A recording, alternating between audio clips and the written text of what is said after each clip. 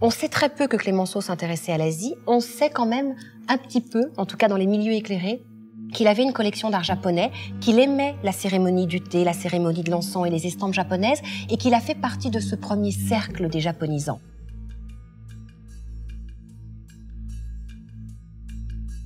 L'exposition se divise en 3 grandes parties. Une première partie, bien sûr, consacrée à l'homme. Il fallait d'abord qu'on présente Clémenceau. Et c'est l'occasion, au Musée national des arts asiatiques Guimet, d'exposer des pièces qu'on n'a pas l'habitude de montrer. Par exemple, le magnifique portrait de Manet, un magnifique tableau de Raffaelli aussi. On pense qu'il a commencé sa collection dans les années 70, et notamment lorsqu'il a été en contact avec le prince Sayonji Kinmochi. Et c'est sans doute grâce à ce contact avec Sayonji Kinmochi qu'il a peut-être commencé sa collection d'art japonais. Clémenceau participe également à la première exposition d'estampes japonaises à Paris à l'École des Beaux-Arts en 1890. Donc la première partie va vraiment s'attacher à montrer qui était l'homme, où était sa place dans ce milieu japonisant, et aussi un aspect très important de Clémenceau qui a été ce faiseur de musée, c'est-à-dire celui qui a contribué d'une part à la création d'une section dévolue aux arts d'Asie au Louvre. Il conseille Gaston Migeon et il va donc contribuer en fait à la création du musée d'Henry. C'est un musée assez attachant parce qu'en fait il restait vraiment tel quel qu'au XIXe siècle. Donc la première partie de l'exposition s'attache à présenter l'homme, le collectionneur. Ensuite, on voulait bien sûr montrer sa collection.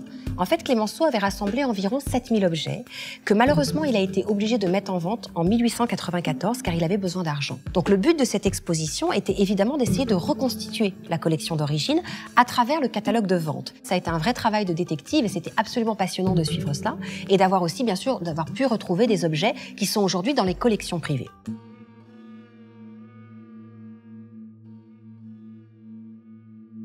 Clémenceau aimait beaucoup les objets liés à l'esthétique du thé japonais, mais aussi les objets chinois.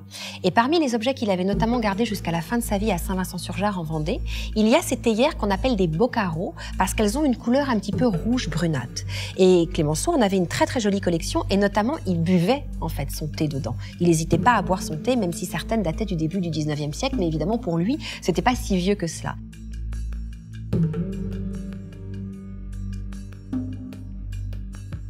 Il y a cette idée qu'on dissimule sous des apparences très simples une beauté intrinsèque des objets. Et c'est vraiment l'essence même de la cérémonie du thé et de l'esthétique de la céramique japonaise. Et ça, Clémenceau l'avait parfaitement bien compris. Et toute sa vie, il a collectionné ce qu'on appelle des kogo, c'est-à-dire des petites boîtes à encens qu'on utilise pendant la cérémonie du thé. Il en a rassemblé presque 3000, qui illustrent vraiment toute l'histoire de la céramique au Japon du XVIe siècle jusqu'au XIXe siècle. Et c'est assez amusant aussi de s'imaginer cet homme, bon quand même Clémenceau, le père La Victoire, qu'on a toujours vu un peu sur des images, assez âgé, avec ses grosses moustaches, son chapeau. Finalement, il a collectionné des petites boîtes extrêmement raffinées toute sa vie. Clémenceau aimait beaucoup les objets laqués et il constitue un reflet, je dirais, très extrême-oriental et très japonais, et notamment ce qu'on appelle les maquillés. Ce sont des cabinets en laque, donc c'est une laque végétale, et le décor est réalisé à la poudre d'or. Une poudre d'or qui était en général soufflée et qui permettait d'obtenir plusieurs niveaux en fait de relief. Et en général, on utilisait la poudre d'or pour traiter le feuillage, pour traiter les plantes, et Clémenceau, qui aimait beaucoup la nature, avait un certain nombre de ces pièces. Parmi les autres objets qui sont présentés aujourd'hui, nous avons un cabinet des estampes qui est assez riche, et notamment le fameux Mont Fuji d'Okusai, cette série qu'il a réalisée, ces 36 vues du Mont Fuji, et que Clémenceau avait vu également chez Monet, car Monet avait une très belle collection des 36 vues du Mont Fuji. Ils en discutaient lorsque Clémenceau allait à Giverny. Et puis bien sûr, on abordera le thème de la nature, très importante pour Clémenceau, car à Saint-Vincent-sur-Jard, il a essayé de créer un jardin à l'imitation de celui de Monet.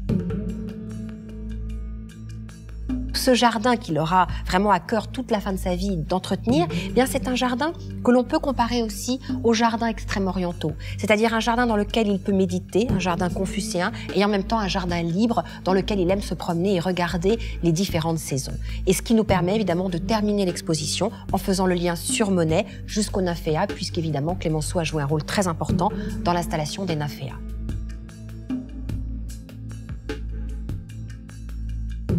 Clémenceau, en fait, a finalement une double approche. C'est un homme politique, c'est un homme qui a marqué l'histoire de France. Il est évidemment connu par tous comme étant le père La Victoire, le tombeur de ministère, le premier flic de France. Mais c'est aussi un passionné d'Asie, un passionné d'art tout court, bien sûr, un collectionneur et un voyageur. À près de 80 ans, il part en Asie, dans toute l'Asie du Sud-Est, donc il fait quand même un très très long voyage.